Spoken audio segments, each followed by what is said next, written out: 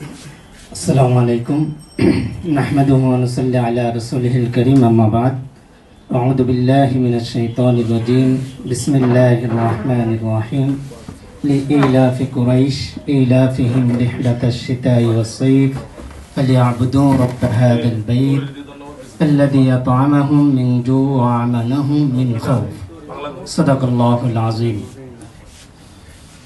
আমি অসংখ্য শুকরিয়া আদায় করছি যে মহান রব্বুল আলামিন আমাদেরকে গোল টেবিল বৈঠক বিষয় জননিরাপত্তা বিষয়ের আলোকে মাল্টিপার্টি অ্যাডভোকেসি ফোরামের আয়োজনে আমরা একটা গোল টেবিল বৈঠকে বসতে পেরেছি।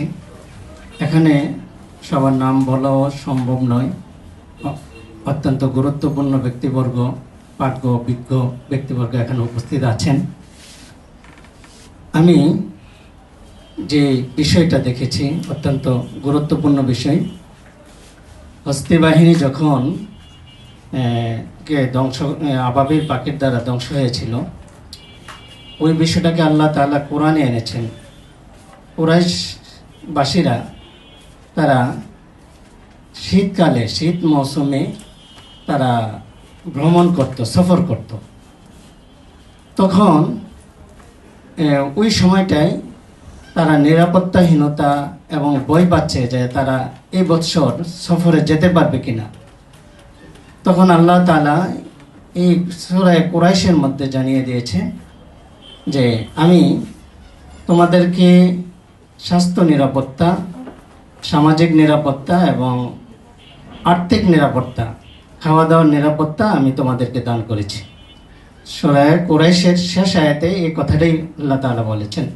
আল্লাহ রাসূল সাল্লাল্লাহু আলাইহি ওয়াসাল্লাম হাদিস শরীফের অত্যন্ত গুরুত্বপূর্ণ একটা সিয়াসেত হাদিসের কিতাবের একটা কিতাব তিরমিজি শরীফে বলেছেন, আল্লাহ তাআলা আমাদেরকে সামাজিক নিরাপত্তা, শারীরিক নিরাপত্তা এবং আর্থিক নিরাপত্তা দিয়েছেন। এটা আল্লাহ তাআলার পক্ষ থেকে আমাদের সবচেয়ে বড় নিয়ামত। এখন আমরা দেখেছি বৈষম্য বিরোধী আন্দোলনের পর 5ই আগস্টের পরে আমরা অনেকে একটা কথা, আমরা বাংলাদেশি, দেখেন 5ই আগস্টের পরে আমাদের ছাত্র তোলাবা, আমাদের স্টুডেন্ট যারা, তারা গির্জা থেকে নিয়ে মন্দির সবগুলোকে পাহারা দিয়েছেন।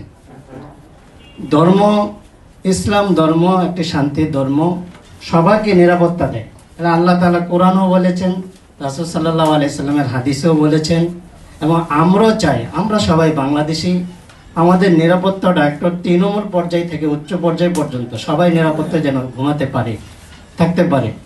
আমি আরেকটা দুঃখের কথা বলবো। এখন যেহেতু আমরা অনেক সময় কথা বলি, অনেক জায়গাতে প্রশাসনের লোক অনেক সময় পাই না।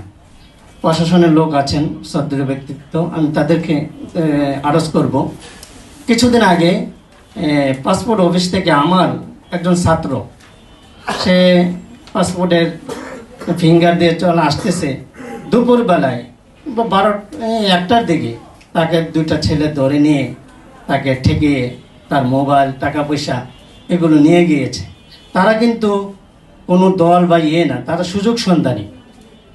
এই সুযোগ সন্ধানীদের থেকে আমরা যেন রক্ষা পেতে পারি, আমরা যেন জানমাল নিরাপদ থাকে, এজন্য প্রশাসন এবং জনসাধারণ, ছাত্র আন্দোলনে যারা আছেন সবার কাছে আমরা সব ধর্মের, আমরা সবাই বাংলাদেশি, সবাই যেন নিরাপদ থাকতে পারি, সেই ব্যবস্থাটা সবার কাছে আমি কামনা করছি। আল্লাহ তাআলা সবাইকে তৌফিক দান করুন।